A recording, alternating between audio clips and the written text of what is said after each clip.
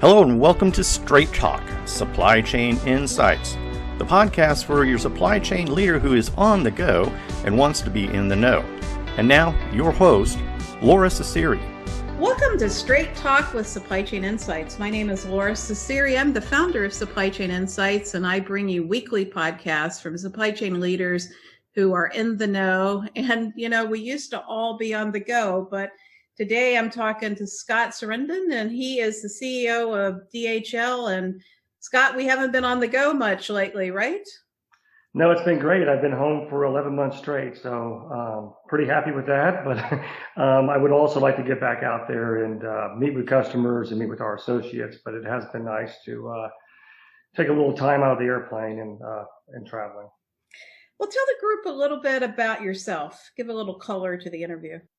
So I've been in supply chain my entire career. I'm a Texan, was born in Texas, went to college in Texas, was hired as a college recruit in a different company, and I've been with two organizations, and this is my second one, DHL, and supply chain's all I know, so I really enjoy it, and I've stayed in this industry since getting out of school.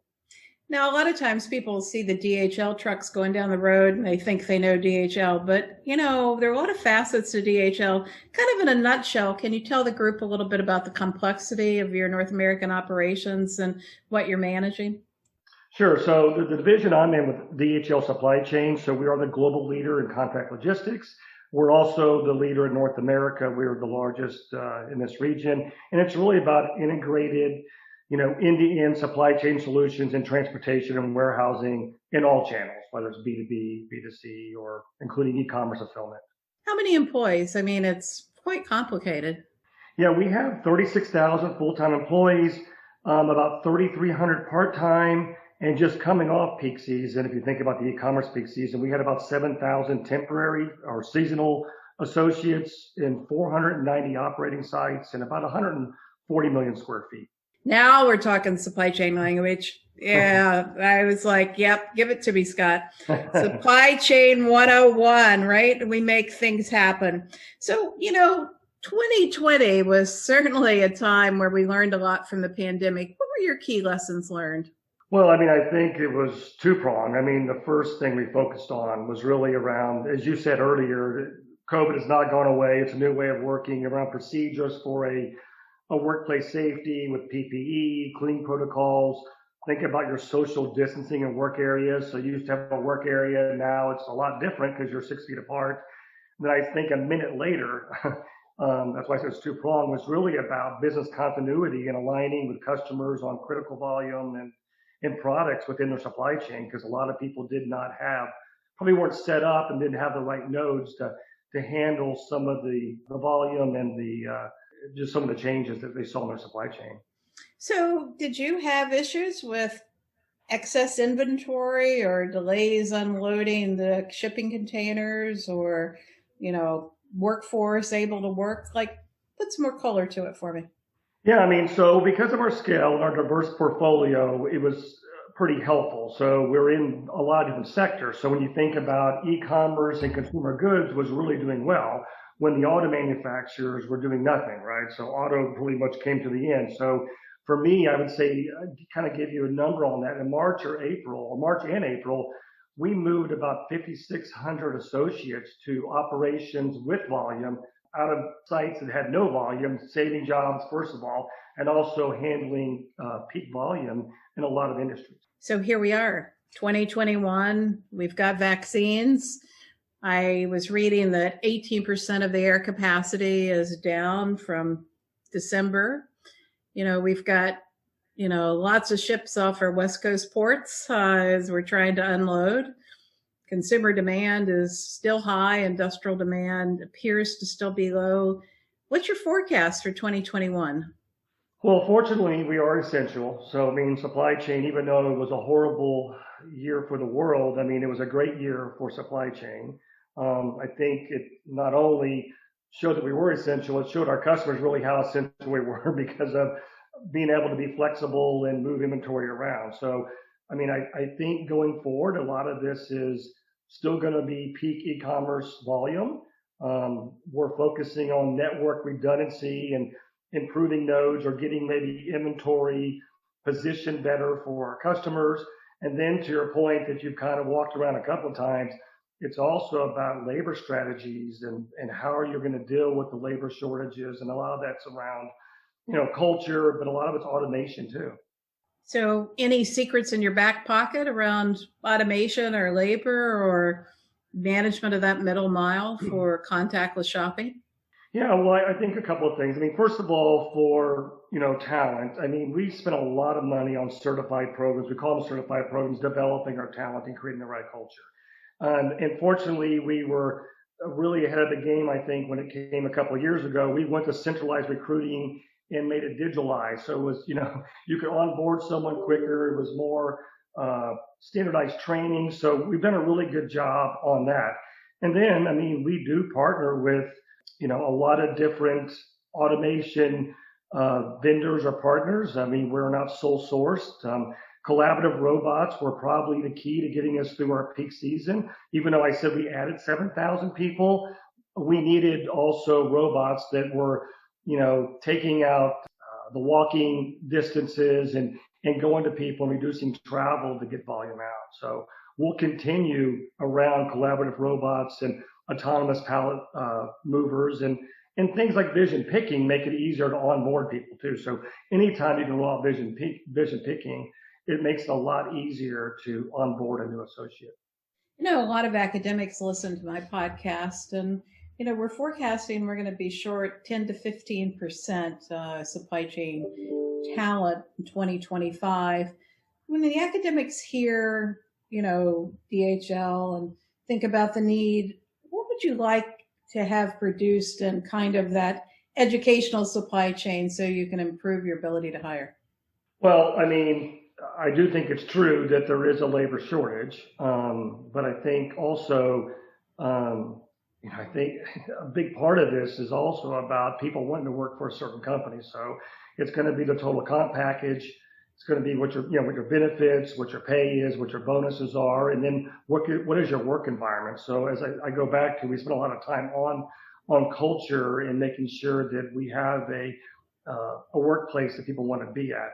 And then, the good thing about, people talk about robotics and collaborative robotics and, it's taking away jobs. No, it's really not. I mean, it's collaborative robotics. I mean, the new generation likes working with, I don't know anyone who doesn't want to work on an iPhone or does everything digital now. So a lot of the work processes and the work-alongs you're doing now are things you do in your normal life. We're very digital today versus what we were when I started in supply chain, 31 years ago. Yeah, and we've got new jobs like robotic supervisors and robotic repair and, design of warehouses. And so I think a lot of the skills that people have got on gaming and high tech really fit into supply chain. We just got to, get them there, make it attractive. 100%. So you talked about culture in DHL, and I'm a big fan of culture. Is there a way you can summarize the cultural elements of DHL that you think are so important? Well, I mean, we have three bottom lines. We talk about being, the provider of choice, which is for our customers, the investment of choice for our investors in the building if we are publicly traded, and then to be the associate of choice. So those are our three founding basic missions around doing those things. And our company mission is about connecting people and improving lives. So I think when you talk about that, people feel like they're part of something, and they really felt part of something this past year. They realized they were essential. Whether you're moving toilet paper that was sold out, or you're moving life-saving drugs or medical devices, or a Patagonia jacket, you realize that you were essential. And I think it makes a difference when people understand that what they're doing really does connect the world and connects people to products. Absolutely. So, we were talking before we got on the program about 2021 and the fact that we've got a vaccine, but, we're not going to be going back to life as we knew it in 1999, that we're still going to have a certain level of people working from home and shifts in consumer demand. And the only new normal is disruption after disruption after disruption. And I know you work, Scott, with a lot of clients. How can you characterize who you think's doing it best and the characteristics of supply chain leaders that are able to adapt? Well, I would say the companies who are doing a better job of positioning inventory closer to the end consumer. And those are the ones who have really won during COVID-19. So that's really, it's that cut and dry, is that, I'm not going to give any customer names, but the ones who did the best, first of all, had redundancy in their supply chain. And then second of all, had positioning of inventory close to the end user, which made it a lot easier to hit the demand. And I think that those that design their supply chain, because only about 9% of companies actively design their supply chain, and those that are in what I call the good shipper category, right? Not all companies work well with logistics, but those that partner, I think, did it better. Would you agree? Yeah, I think that's a good call out. I mean, and it comes back to that theme I keep mentioning. I think the people who didn't work well and didn't see you as a strategic partner see you as that now, because when you bailed them out because their supply, for example, I had a life science and healthcare customer that had one node in North America. Well, there was a COVID outbreak there and some volume issues, and what are you going to do? Well, fortunately, I was able to move their volume to another certified building that, had all the license and the permits and get their volume out. Probably prior to that, they didn't see us as critical. But once they realized something like this happens, a pandemic, that this is what we do. We do, as I said earlier, we connect people and improve lives.